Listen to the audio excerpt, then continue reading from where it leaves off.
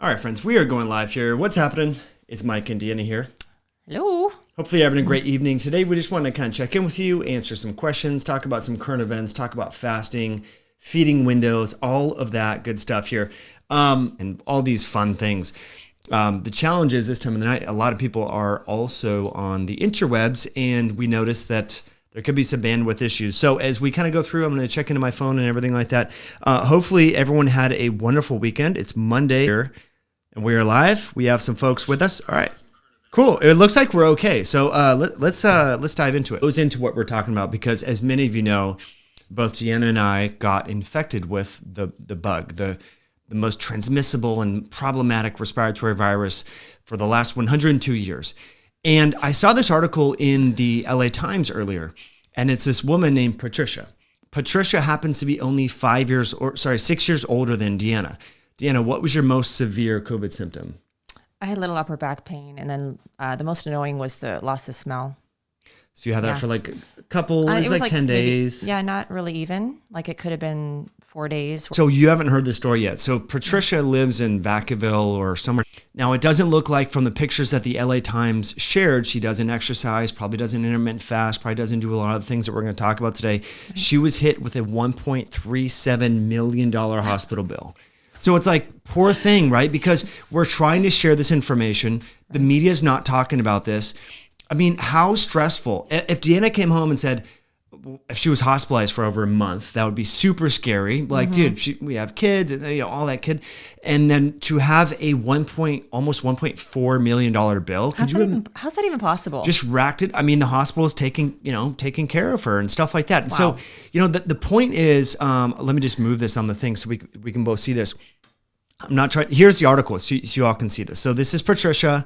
And again, we're just using this as an example, not trying to pick on anyone here, just as an example that lifestyle matters, So you have like a 6-year age gap, an upper backache, and then this person is hospitalized for over a month and racks up $1.4 million in bills. So friends, your nutrition choices, your feeding fasting windows that we're going to get into, your exercise, you're going to bed early, all of these things impact your body's resilience.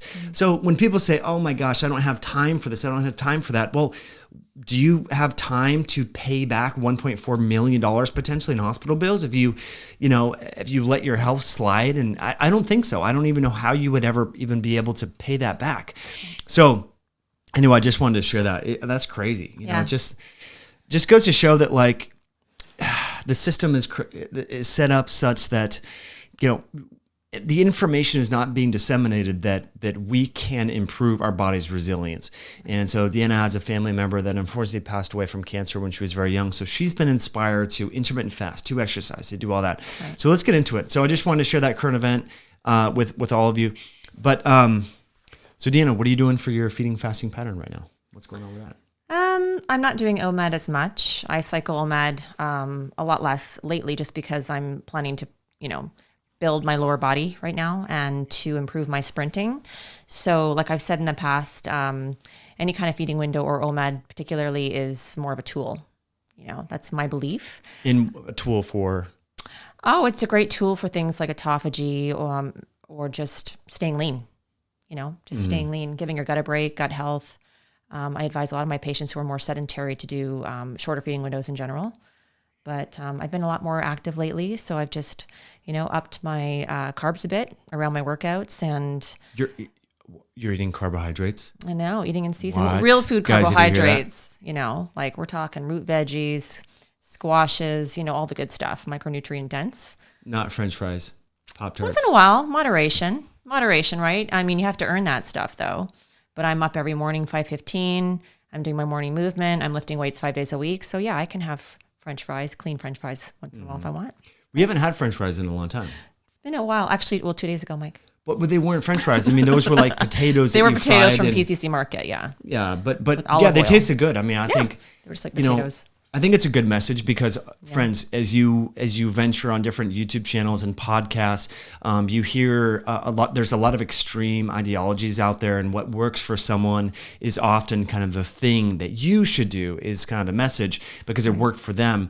And kind of, one of the things that like we've been talking about for a long time is finding your own rhythm, figuring out kind of what works for you. And that's not really that sexy, right? Because people want the protocol and like the snake diet, the bulletproof, whatever the diet is, like you should be doing that. But, those diets often work for the person who created them, but they may not work for you because we're so unique and so individual.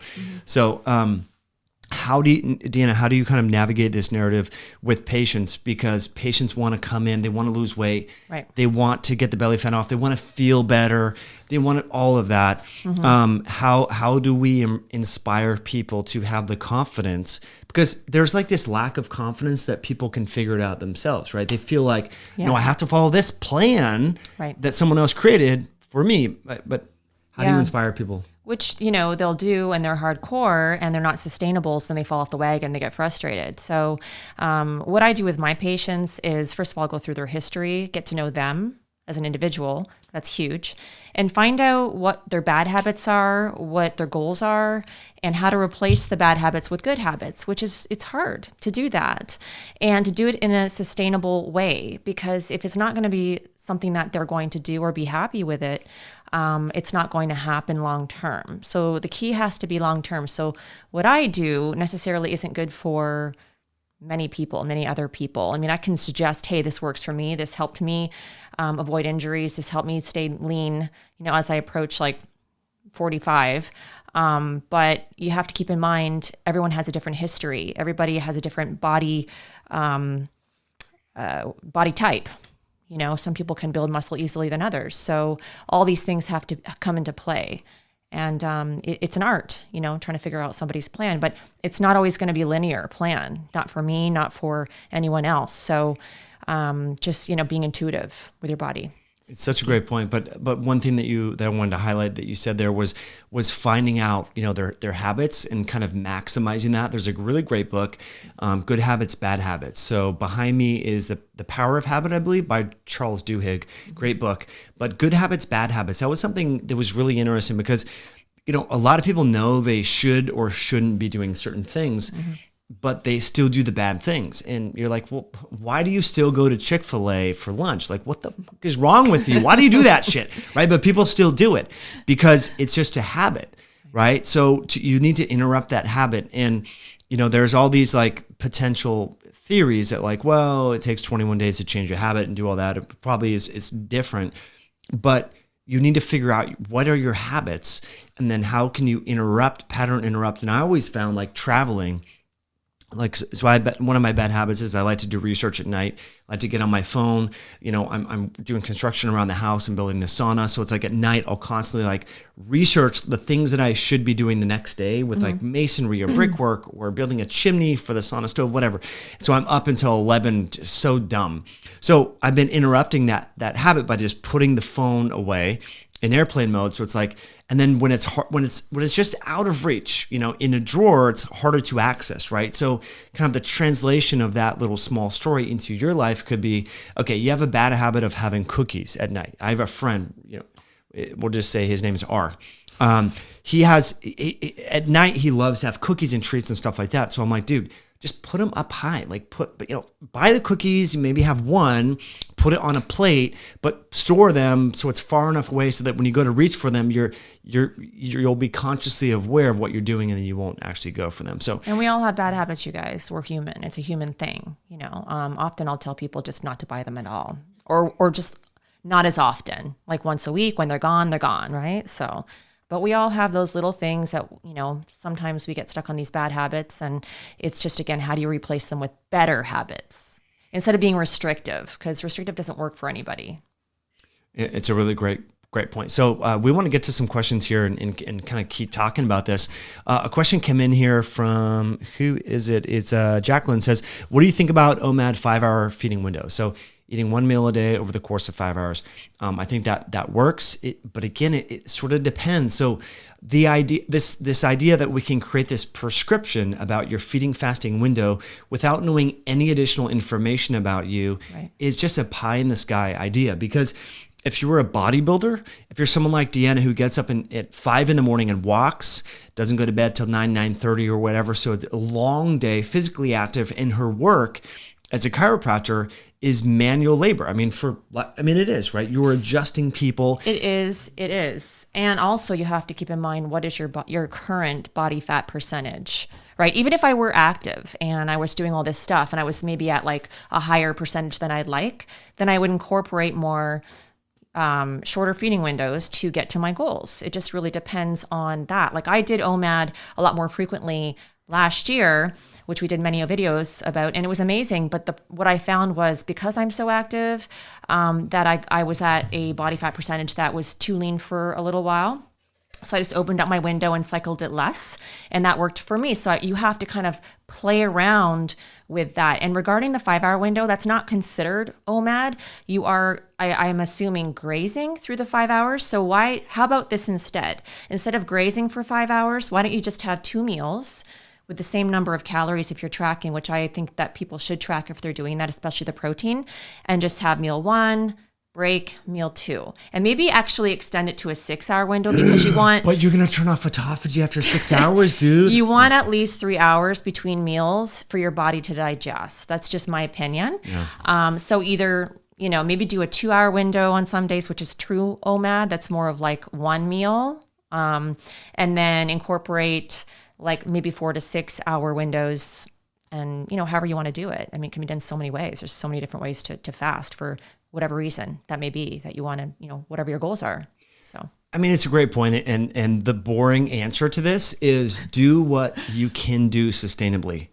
Right. So it's like, okay, I could save, oh my gosh, this year I could save $200,000 if I eat top ramen and beans for every single day. Like if that's all I do, I could save that much more. It's like, dude, that's not really sustainable. If I never take a vacation, never leave my house, don't drive my car, ride my bike everywhere, cancel my cell phone bill, never buy new clothes, don't buy shampoo, you could probably save like over $100,000. But you're like, well, dude, that's not sustainable. You might be able to pull it off for 3 weeks, but after 3 weeks, you know what I mean? So it's like the 5-hour window question. It's a beautiful question. I'm not trying to undermine the question and say it's stupid at all, but I'm just saying, like, if you can sustainably do that whilst performing in your business, performing in your job, having libido, right? Not getting, erectile dysfunction if you're a male, or vaginal dryness if you're a female. Losing hair. A lot of women I know who intermittent fast, interrupt, but seriously, no, it's a thing. Lose hair. And you can get hair loss as you get older anyway. And so it's because it's stressing the thyroid. I find that women are actually more sensitive generally than men are when it comes to very strict intermittent fasting for long periods of time. So either like maybe increasing carbs or just kind of playing around with that and not cycling like super short windows. Carbs make you fat.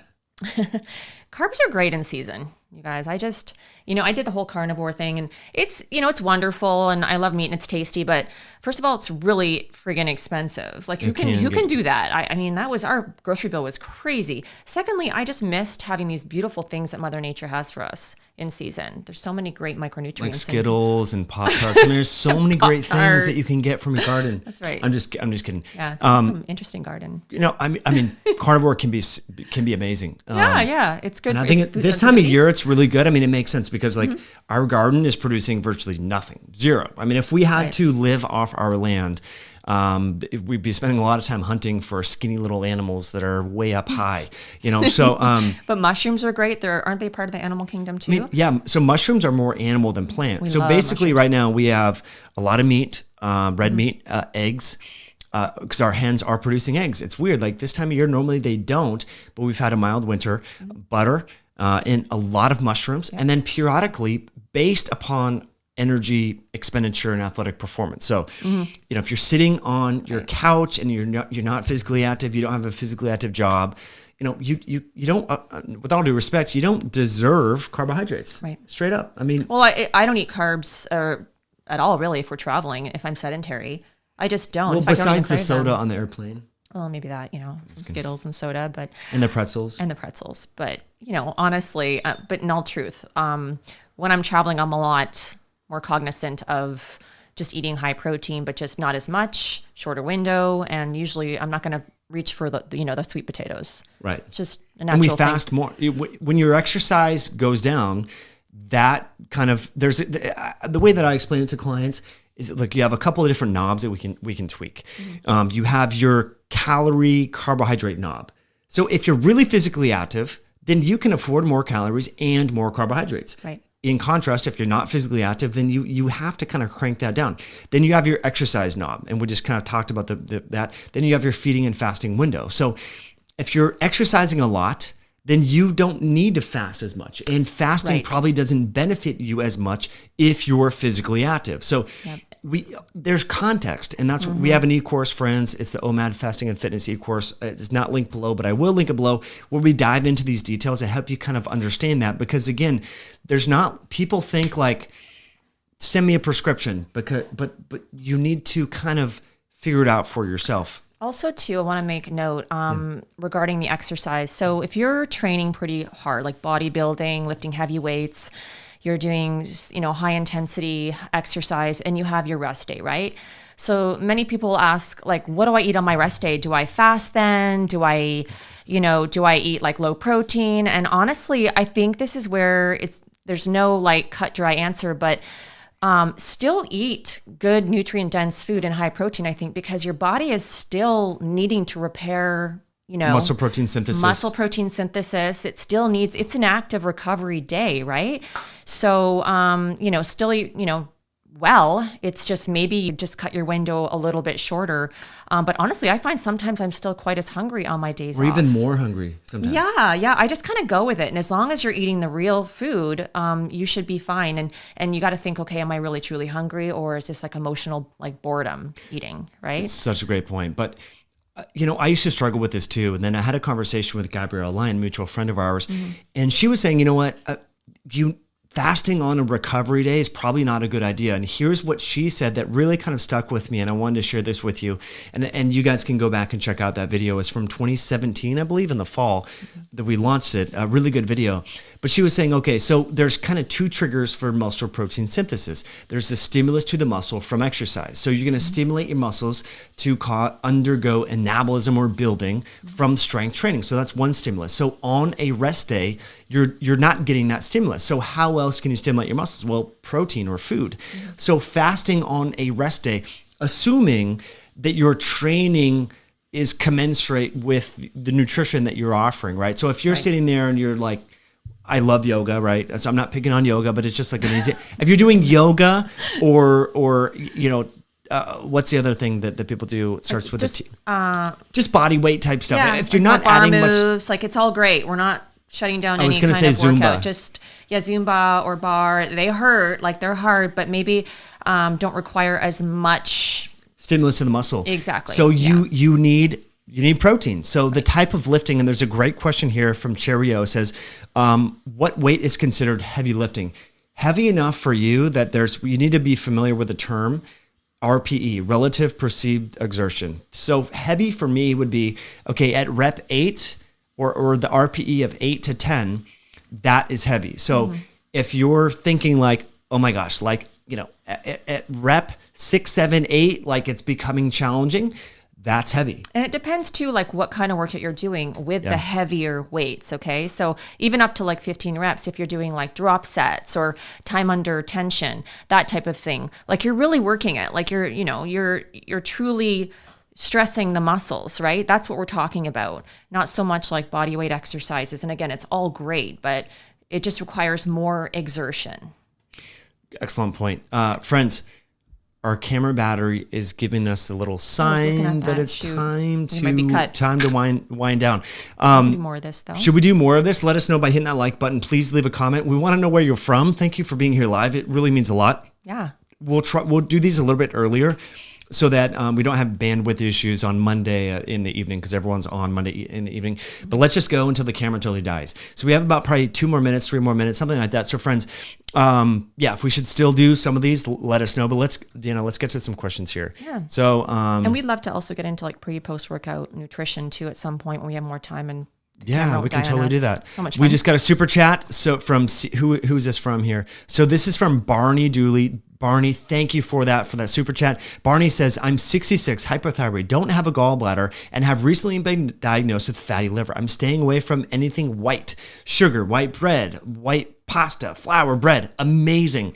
What supplements do I need? Okay, so remember, we're not here to diagnose, treat, cure, or prevent any disease. So Barney, we're just giving you some, Bernice, some health advice.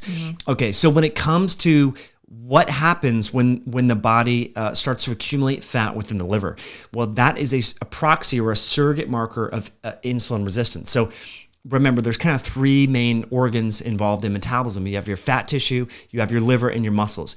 And so when your fat cells start to get over engulfed from stored energy, from insulin resistance, and your muscles start to become desensitized to insulin's message, then the liver says, okay, fine, I'll take on the burden of this. And what happens is glucose gets converted to fat. This is called lipogenesis, and we get build up so-called fatty liver. Now, there's a couple things, Bernice, that you want to consider. You also want to consider your iron levels. So please go to your primary care doctor, get your hemoglobin, hematocrit, RDW, and then you also want to check for your ferritin and your iron, because there's a lot of, we did a full body MRI, Deanna and I did with Dr. Raj over in Vancouver, British Columbia, and a lot of diagnosed fatty liver can actually be iron overload in the liver, because they create sort of the same ultrasound imaging, so to speak. So you want to rule that out. But what's the simplest thing that you can do?